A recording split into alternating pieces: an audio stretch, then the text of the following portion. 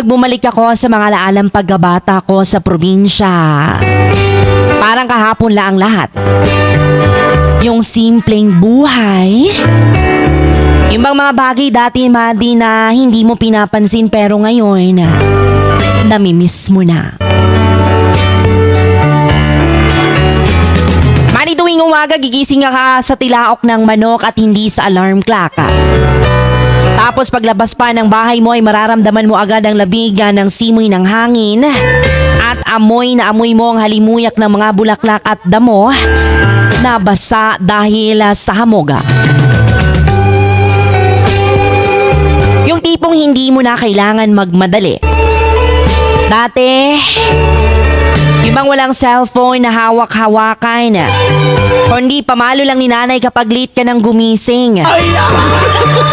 Tapos, didiretso ka na lang sa taniman o kaya sa bukid.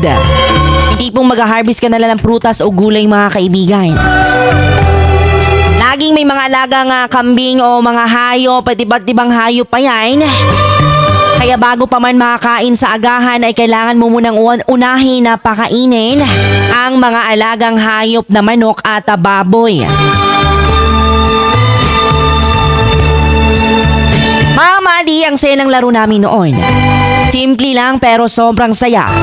Yung tipong naglalaro lang kami ng tago-taguan sa may damuhan o di kaya gagawa kami ng mga baril-barilan gamit ang mga sanga at puno ng dahon. Di na kailangan ng gadgets noon, mga kaibigan, kasi sapat na ang kalikasan para mag-enjoy ka. Pagdating mo ng hapon, mag-uwian ng mga tao galing sa bukid at ang mga kapitbahay, Madi, na halos magkakasabay na kaming maghapunan at sabay nang magkwentuhan hanggang sa aabutin ng dilim. Yung tipong kahit simpleng buhay lang sa probinsya, dama mo ang saya at katahimikan. Ngayon, habang abala tayo sa mga bilis na buhay sa syudad, minsan, gusto ko na lang bumalik sa panahong ngayon. Doon dahil simpleng buhay kung saan walang masyadong iniintindi, kundi kung paano ka lang magiging masaya.